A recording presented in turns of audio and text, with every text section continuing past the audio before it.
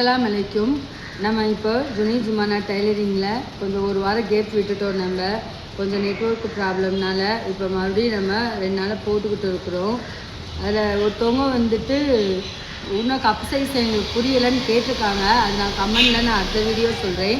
இப்போ பேக் வந்துட்டு நான் ஒவ்வொரு பார்ட்டாக நான் போடுறேன். நான் ஃபுல் மெஷர்மெண்ட்டுமே நான் மேக்ஸிமம் ஓரளவுக்கு நல்லாமே நான் போட்டுட்டேன். இப்போ நான் ஒவ்வொரு பார்ட்டாக ஒவ்வொரு நாளைக்கு நான் போடுறேன். இப்போ பேக்கில் லைனிங் மெத்தடு எப்படி திருப்பி அடிக்கிறது அப்படிங்கிறத நான் போடுறேன். நெக்கு மாடலிங்கு, சுடிதாருடைய நெக்கு ப்ளவுஸில் நான் வச்சுருக்கேன். நெக்கு மாடலிங் தான் இப்போ வச்சுருக்கேன். நான் மாடலிங்கும் கலந்தே நான் போடுறேன். பேசிக்கலாக நான் ஓரளவுக்கு 90% நான் முடிச்சிட்டேன். அதனால் இப்போது நெக்கு எப்படி அடிக்கிறதுன்னு பார்க்குறோம். நல்ல பக்கத்துக்கு மேலே நம்ம லைனிங் வச்சுருக்கோம். லைனிங் பர்ஃபெக்டாக நான் வெட்டி வச்சுருக்கேன். நல்ல பக்கம் கொஞ்சம் எக்ஸ்ட்ரா வெட்டி வச்சுருக்கேன். 1/4 இன்ச்சு கரெக்டாக கழுத்து விட்டு நம்ம அடிக்க போகிறோம்.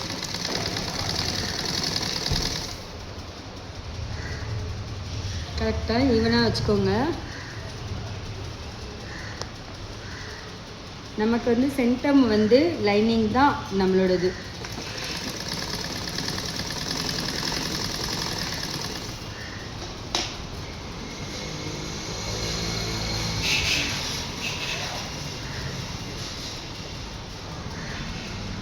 கரெக்டாக அந்த லைனிங்கோடது கரெக்டாக வச்சு யூ மாதிரி கொண்டு கரெக்டாக உள்ளே ஊசி எடை உள்ளே வச்சுருங்க. ஆனால் அதில் கரெக்டாக சென்டம் 1/4 இன்ச்சு அல்லது 1/2 இன்ச்சு எவ்வளோ ஸ்டார்ட் பண்ணுறீங்களோ அவ்வளவு. நான் எனக்கு தெரியுங்கிறதுனால ஃபுல்லாக நான் எல்லாமே நான் 1/2 இன்ச்சு வச்சு தான் நான் மார்க் பண்ணியிருக்கேன். 1/2 இன்ச்சு வச்சு தான் இப்போ நான் அடிச்சுக்கிட்டு இருக்கேன். நான்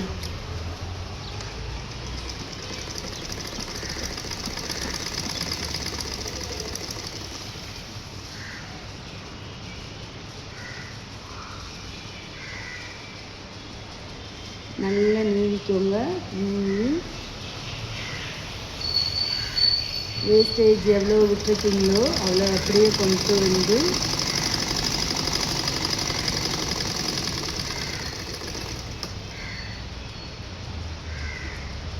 இப்போ எக்ஸ்ட்ரா இந்த நல்ல துணி இருக்குல்ல, இந்த நல்ல துணியை இருக்கிறத என்ன செய்யுங்க, எக்ஸ்ட்ரா இருக்கிறத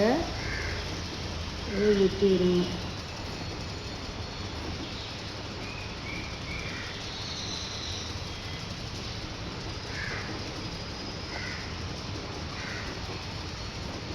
இன்றைக்கி கத்திரிக்கோள் என்னமோ மக்கர் பண்ணுது.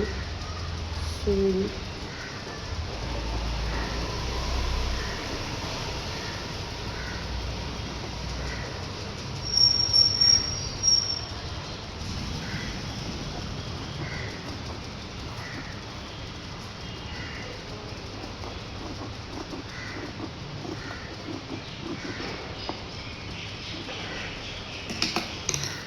இப்போ எக்ஸ்ட்ரா இருக்கிறத வெட்டியாச்சு. என்ன பண்ணுங்க, லைனிங் நல்ல பக்கம் திருப்பிடுங்க. திருப்பிட்டு நம்ம சுடிதாரில் பார்த்த மெத்தடே தான் இருந்தாலும் நான் உங்களுக்கு மறுபடியும் நான் பேக்லேருந்து உங்களுக்கு ஆரம்பிக்கிறேன். இப்போ இதோட கப் சைஸ் போடுறப்ப உங்களுக்கு கரெக்டாக இன்னும் கொஞ்சம் தெளிவாக புரியும். நல்லா இப்படி நீவி வச்சுக்கோங்க. நீவி வச்சுட்டு சென்டமும் கீழே கரெக்டாக இப்படி இறக்கி விட்டுக்கோங்க. இந்த சைடும் கரெக்டாக வச்சுக்கோங்க. வச்சுட்டு நூல் எடை 1/4 இன்ச்சு வேண்டாம், ஊசி பாயிண்ட்டுன்னு கூட வச்சுக்கோங்க. வச்சுட்டு இது நம்ம பூ மாதிரி தான் நம்ம இது பண்ணியிருக்கோம். வி மாதிரி வரணும். இந்த பூ நெக்கு இந்த வளைவு இந்த சென்டம் கிட்ட கொண்டு இப்படி நிற்கிறப்ப இந்த விரலை விட்டு இல்லை ஊசியை கூட நீங்கள் விட்டு கூட நீங்கள் எடுத்துக்கலாம்.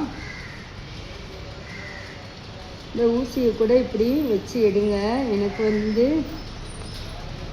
எனக்கு விரலே வந்துடும். அதனால் நான் விரல் தான் நான் வைக்கிறேன். நம்ம தான் அதை கரெக்டாக கொண்டு வர திறமை எல்லாம் நம்மக்கிட்ட இருக்கிறதுனால அதை கொண்டு வந்துடணும். ஊசி வச்சா தான் வரும், இதை வச்சா தான் வருங்கிற இந்த மென்டாலிட்டி நமக்கு ஆட்டோமேட்டிக் வந்துடும்.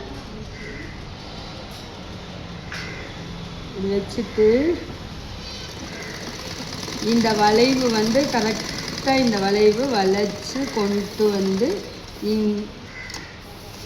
இந்த இடத்துல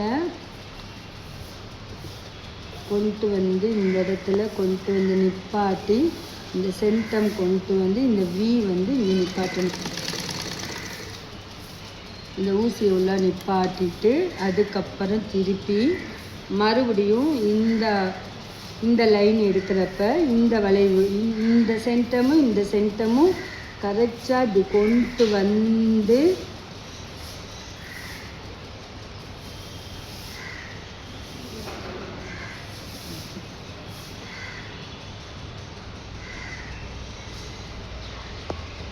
இந்த துணியும் வேறு வளர்க்குற துணி தானே, நோம்புடைய துணி வேறு வளர்க்குற துணி வேறு. அதனால்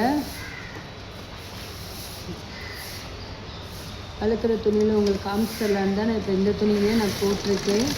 இதை கொண்டு வந்து வச்சுட்டு இந்த வளைவு கரெக்டாக இப்படி வச்சு இந்த வளைவுகளை எடுத்து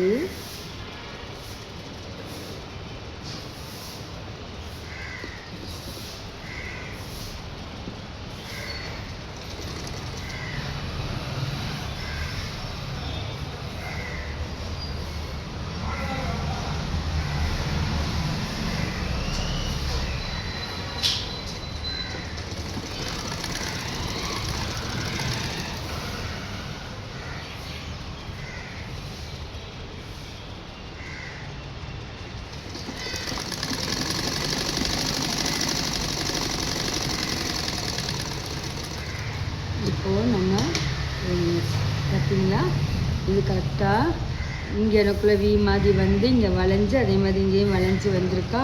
இல்லை நீங்கள் டிசைன் கொடுக்கணுன்னா கொடுத்துக்கலாம். அது டிசைன் கொடுக்கறதெல்லாம் நான் அப்புறமா நான் காமிக்கிறேன். இல்லை டிசைன் நான் கொடுக்கல. நான் டிசைன் கொடுக்கணும் அப்படின்னா நெக்கு கீழே இன்னுமே இப்போ இதில் வந்து 7 இன்ச்சு நெக்கு வெட்டியிருக்கேன். ஆனால் 9 இன்ச்சு அல்லது 11 இன்ச்சு நெக்கு வெட்டி தான் டிசைன் கொடுக்கணும். ஆனால் நான் நார்மல் நெக்கு வெட்டியிருக்கேன். டிசைன் கொடுக்கக்கூடாது, வேண்டாம் அப்படிங்கிறதுக்காண்டி இப்போது நம்ம எல்லாத்தையுமே பதிச்சு அடிக்கிறோம். இது நல்லா நீவிக்கங்க எல்லாமே. இது வந்து கிளாத்து வந்து நல்லா வலுவலுன்னு கிளாத்து. அதனால் கொஞ்சம் இது பண்ணாலுமே சுருக்கம் வந்துடும். அதனால் கொண்டு வந்து கரெக்டாக கீழே இருக்கான்னு பார்த்துட்டு தான் அடிக்கணும்.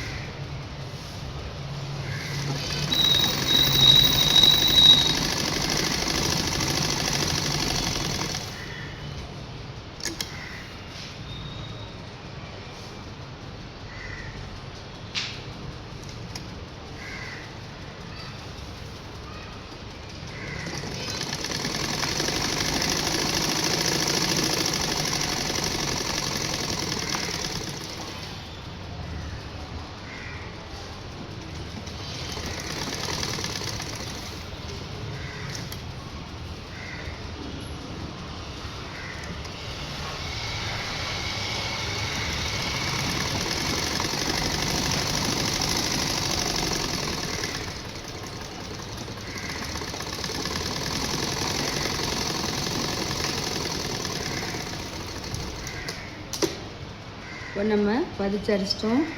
பாருங்கள் எப்படி அழகாக எப்படி இருக்குது பார்த்தீங்களா, பக்காவாக இருக்குது. நம்ம இது ஃபுல்லாமே இப்படி எடுத்து விட்டால் அது அழகாக வந்துடும். இப்போ எக்ஸ்ட்ரா இருக்கிறத இதை வெட்டி விடுங்க. நீங்கள் லைனிங் நம்ம பச்சு அடிக்கிறது கெட்ட பக்கமே ஈவனாக உங்களுக்கு நல்லாவே சுருக்கம் எடுக்க தெரியும்னா நீங்கள் நல்ல பக்கம்னா பதிச்சு அடிக்கணும்னு தேவையில்லை, கெட்ட பக்கமே அடிச்சுக்கலாம்.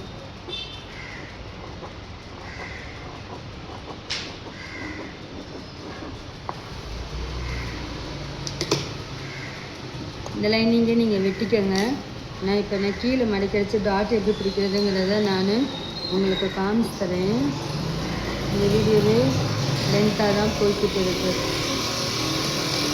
ஓகே, கீழே மடிக்க அடிச்சிருங்க. கீழே மடிக்க அடிக்கிறதுக்கு எப்பயும் போலையே நீங்கள் உள்டா திருப்பி அப்படியெல்லாம் அடிக்க வேணாம். எப்பயும் போலையே 1 இன்ச்சு எக்ஸ்ட்ரா விட்டு அடிச்சிருங்க. இதுதான் கெப்பாசிட்டி அதிகமாக இருக்கும். இப்போ லைனிங் ஒருத்தவங்க இங்கே ஒரு அடி அடித்து கழுத்தை அடித்து இந்த இதுக்குள்ளே இப்படி உள்ளே விட்டு திருப்புவாங்க. அதெல்லாம் செய்ய வேண்டாம். அது செஞ்சோம் அப்படின்னா பேக் முதுகு நமக்கு கண்டிப்பாக தூக்கும்.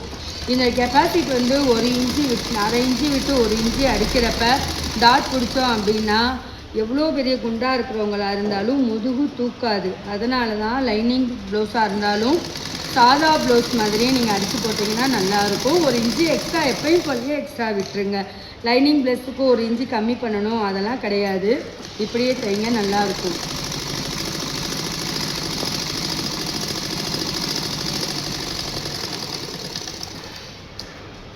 அடிச்சிட்டோம்.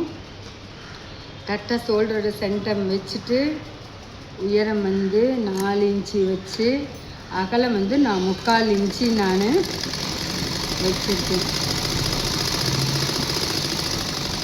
வச்சு முதுகு டாட் பிடிச்சாச்சு. இந்த ஒரு டாட்டும் அந்த லைனிங் நீங்கள் வெட்டிக்கங்க. அதே மாதிரி சென்டம் வச்சுட்டு இங்கேயும் நான் 3/4 இன்ச்சு நான் பிடிக்கிறேன்.